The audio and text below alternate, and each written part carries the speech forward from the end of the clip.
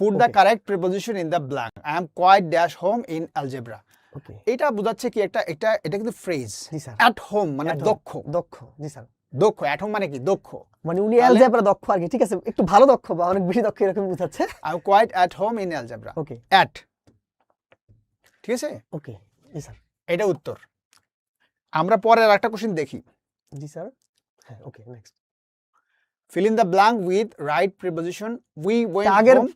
ওই মেসেজ কিন্তু আমাদের আসলে একটাই ওখানে কিন্তু আসলে মেসেজ একটাই এইখানে গ্যাপ আছে, গ্যাপটা এরা তোলে না, এই গ্যাপ আছে। উই ওয়েন্ট ড্যাশ হোম, এটা দেখি উত্তরটা কে করতে পারে? স্যার আমি কি বাক্যটা কিন্তু লিখে দিয়েছিলাম ভুলে তখন আমি আই দিয়ে করছিলাম কোনটা? মানে যখন ওকে এই উত্তরটা আমরা করি, এটা এটা কি ফার্স্ট হতে পারে? উত্তরটা করি। এটা কি হবে? এটা কি হতে পারে? কি আছে? We went dash home yesterday. We went dash home yesterday, কি হবে এটা? এইটা উত্তর করতে হবে। হ্যাঁ, এই যে এখানে ওয়েন্ট, এটা কি গতিশীল না?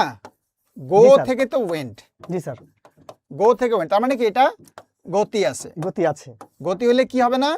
প্রিপোজিশন ইউজ করা যাবে না প্রিপোজিশন ইউজ করা যাবে না হবে না। প্রিপোজিশন কখন হবে? যখন যদি গতিশীল স্থির থাকবে হয়, স্থির, আর একটা হচ্ছে পজিটিভ অ্যাডজেক্টিভ থাকে হ্যাঁ পজিটিভ যদি থাকে তখন প্রিপোজিশন হবে, এই সোজা কথা। তাহলে কি হচ্ছে যে এটা যদি গতি হয় তাহলে এটা হবে না, জি স্যার এই যে হবে না।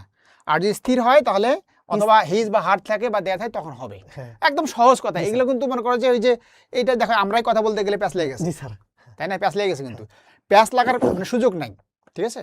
এইটা হচ্ছে জাস্ট সিম্পল। যদি হোমের আগে গতিশীল ভার্বটা থাকে, গতি বুঝায়, তখন আমরা প্রিপোজিশন দিব না, দিব না ঠিক আছে? যেমন গোর পর আমরা নরমালি টু দেই, জি স্যার তাহলে he is going to his school বা টু স্কুল, জি স্যার টু তখন টু দিচ্ছি।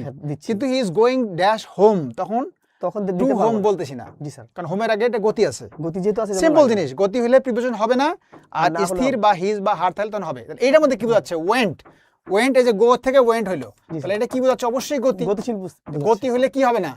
প্রিপোজিশন ইউজ করা হবে না। যাবে না তাহলে তারা টু বা অন দিছিলাম, তাদের হবে না।